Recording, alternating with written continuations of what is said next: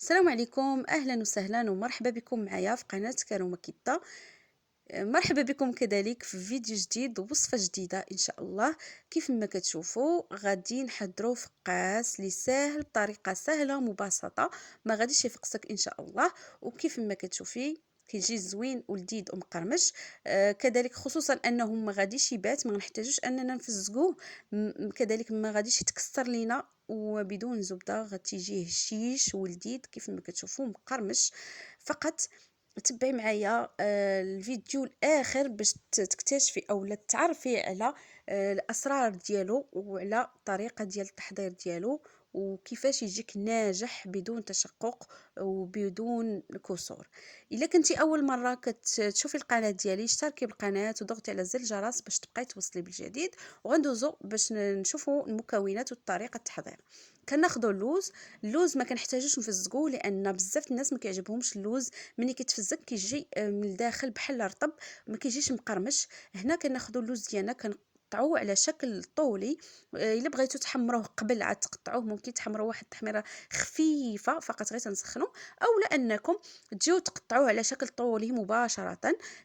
هكا كيجي مقرمش ولذيذ. ملي كنقطعو من بعد الفقاس كيجي الوسط بنين الوسط. كناخذوا واحد الخلاط كنديروا فيه 4 البيضات يكونوا من حجم متوسط. الا كانوا كبار كنقصوا منهم واحد الصفار على جانب، وكنديروا فيه واحد القبيصه ديال الملح، كاس ممتلئ ديال الزيت ديال السكر الخشن، وكاس ممتلئ ديال زيت المائده العبار بكاس العنبه كيف ما كتشوفوا هنا، وربع كاس ديال الماء الزهر. ممكن اننا نديرو ربع كاس ديال الحليب، كل واحد على حساب الذوق ديالو او على حساب الرغبه ديالو.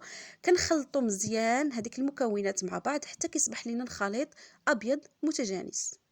كيف ما كتشوفوا كيولي الخليط بحال غادي اللون الابيض. كناخذوا واحد الاناء على جنب. انا هنا خديت القصريه غادي نوضع فيها الدقيق. ممكن انكم هاد المكونات الدقيق والخميره توضعوهم نتوما في اناء على جنب، ومن بعد تبقاو تضيفوه على الخليط السائل. انا هنايا خديت واحد القصريه درت فيها 5 الكؤوس ديال الدقيق. كنحتاج الكميه ديال الدقيق هنا 5 الكؤوس ديال الدقيق، يعني اللي على حساب الدقيق اللي تيكون ما كيشربش. واحد الكاس ممكن انكم تخلوه على جنب. الا احتاجيتوا انكم تضيفوه ممكن انكم تضيفوه. هو من الاحسن انكم من بداو تخلطوا تضيفوا الدقيق تدريجيا بالنسبه للمبتدئات. غادي ناخذ الخماره، كذلك غادي نغربلها على الدقيق، وكنمزج انا هاد الدقيق مع بعضياته. كنضيف عليه هذوك المكسرات، كنضيف عليه اللوز وكأس ديال الججلان. بالنسبه للمكسرات كل واحد ويدير على حساب الرغبه ديالو، يعني هو كيحتاج اللوز والججلان وحبه حلاوه والنافع. يعني هنا هادو هما اللي كيحتاج بالاخص ديك النافع حبه حلاوه كتعطي واحد النسمه هائله. كيف ما شفتوا انا خديت الخليط وبقيت كنضيف هنا تدريجيا حتى كنجمع الخليط مزيان ديالي بهذاك. كنجمع داك الدقيق ديالي مزيان بهذاك الخليط. كيف ما كتشوفوا العجينه كتبغي تبقى رطبه وكتبقى كتلتصق في اليد كيف ما كتشوفوا. هنا راه حاولت ندهن يديا بشويه ديال الزيت باش ما تبقاش تلصق ليا، لان راه كتبقى كتلتصق بزاف في اليد. حاولوا انكم الا التصقت لكم في اليد ما تبقاوش تزيدوا الدقيق لان غيجيكم قاصح وما غاديش ينجح معاكم. كيف قلت لكم 5 الكؤوس ديال الدقيق فقط. خلو كاس يعني الكاس السادس خلوه على جنب في حاله الا كان الدقيق ديالكم ما كيشربش بزاف. كنشكلوا ولا كنقطعوا هذاك العجين ديالنا على شكل قطع متساويه. انا هنا حاولت نقطعها على 4 وكنشكلها حريبلات اللي تكون متساويه. كناخذ واحد الطاوه كندهنها بشويه ديال الزيت الا كانت ما كتلصقش ليا.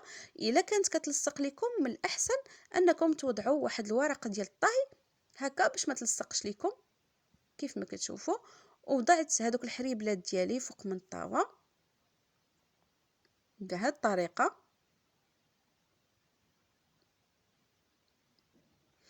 ومن الاحسن انهم يكونوا متباعدين مع بعض لانهم كيختمروا وكيقدروا يتلصقوا مع بعضياتهم. كنضغطوا عليهم واحد الضغطه خفيفه هكا كيف ما كتشوفوا على هذا الشكل، باش ملي يخمروا ما كيخلوا واحد المسافه اولا واحد المكان فين انه يختمر.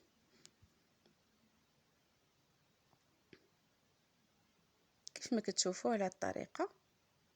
كناخذ صفار بيضاء، كنضيف ليه ملعقه ديال صلصه الصوجه.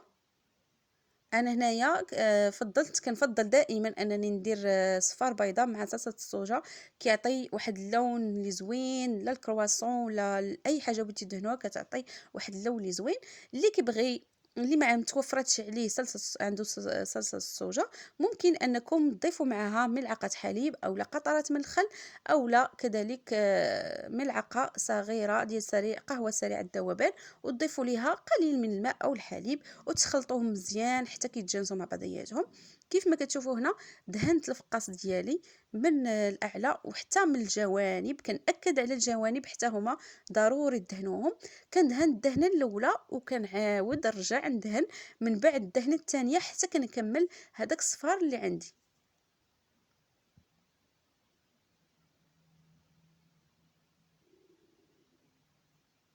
بعد ما كندهنو كنحاول انني نشكل خطوط على الشكل يعني الشكل اللي بغينا. انا هنا غنحاول نوريكم بزاف الخطوط اللي ممكن انك ديريهم. الفرشيت تكون على هذا الشكل، يعني الاسنان يكونوا من الاسفل باش تعطيك الشكل ديال الخطوط اللي يكون واضح. ممكن انكم تستعملوا كذلك هذا الشكل، وما تنساوش الجوانب كذلك ضروري الجوانب حتى هما دوزوا عليهم.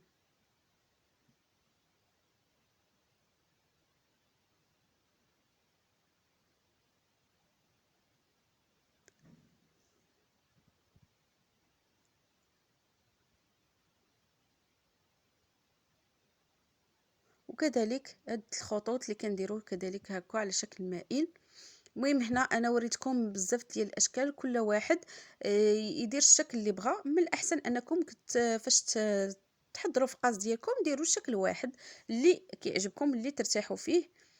هنا بعد ما دهنتها بالبيض وشكلت هاد الخطوط كنخلو الفقاس ديالنا يرتاح شويه، ما كندخلوش مباشره الفران. من الاحسن انه يرتاح، كل ما ارتاح مده اطول كل ما احسن. خليته هنا انا تقريبا من 10 حتى ل 15 دقيقه. دخلته الفران كيف ما كتشوفوا هنا هو طاب. طريقه الطهي ديالو الفران كيتخاصو يكون بارد، يعني نطيبوه بحال غنطيبوا الكيك، بحال غنطيبوا كيكه في الفران. كنشعلوا عليه من التحت، كنقصوا العافيه وتكون مهيله جدا. نحاولوا الطاوه تكون بعيده على العافيه شويه باش ما يتحمرش لينا من التحت ويبقى الفوق ما طيبش او لا يتحرق لينا من التحت. يعني كنبعدوا الطاوه على النار كيف ما كتشوفوا اللون ديالو كيفاش كيجي هانتو طاب على عافيه مهيله جدا. الفران بارد كنأكد عليها، وكنقصوا عليه العافيه وكنخلوه حتى كيبان لينا راه شد فراسو. كنجبدوه هنا، ما كنحتاجوش نخلوه مثلا نفزقوا ليه فوطه اولا، فقط كنخليه غير تيبرد شويه. انا هنا تقريبا خليته واحد ساعتين حتى برد، ما غطيته لا بفوطه لا حتى شي حاجه. مشيت قضيت شغالي اخرين وخليته هو حتى رجعت ليه على خاطري. قطعته على هذا الشكل كيف ما كتشوفوا. المهم انا غنوريكم يعني الا بغيتوا تقطعوا على شكل شويه يجي طويل كتحاولوا تميلوا السكين هكا جانب، وإلا بغيتوا تقطعوه شويه يكون قصير كتقطعوا عادي بلا ما كتميلوا السكين بزاف. وبالنسبه للسكين اللي تنقطع به غير هذاك اللي كتكون مكتوبه فيه حاده، يعني السكين عادي ما كيحتاجش لشي سكين اللي كيكون مثلا كبير اولا شي حاجه. وكيف ما كتشوفوا القياس ديال التقطاع ما كيتخصوش نحاولوا نقطعوه غليظ، لان الا تقطع غليظ ما كيجيش مقرمش، كيجي قاصح شويه، وفاش كيطيب كيبان بحال باقي بيض ما كيتحمرش مزيان. هو من الاحسن انكم تقطعوه بحال هكا رقيق شويه، كيجي مقرمش كيجي لذيذ. كنأكد على هذه المعلومه حتى هي. هنا بعد ما كيف ما شفتوا قديتهم في الطاوه كاملين، عاود دخلته الفران. هنا الفران كيتخاصو يكون سخون، يعني المرحله الثانيه كيتخاص الفران يكون سخون. انا بالنسبه ليا هنا طيبته في الفران ديال الضوء اي ديال الكهرباء. شعلت الفوق والتحت تحمروا ليا الجهتين بجوج. الا كان عندك الفران ما كيطيبش مزيان، حاولي انك تراقبيه، تبقاي كل مره كتطلعي عليه وكتقلبي مثلا الا عندك الوسط كيتحمر اولا الجوانب هما اللي كيتحمروا، المهم كتقابليه اللي تحمرات لك كتحاولي تحيديها. الا كان كيطيب مزيان راه يكون احسن. وهذا هو الفقاس ديالنا، وكنتمنى انكم تجربوه لان فعلا ساهل وعمر كي بقيتي غتقولي بانني عندي مشكل في الفقاس ان شاء الله الا تبعتي هذه الطريقه.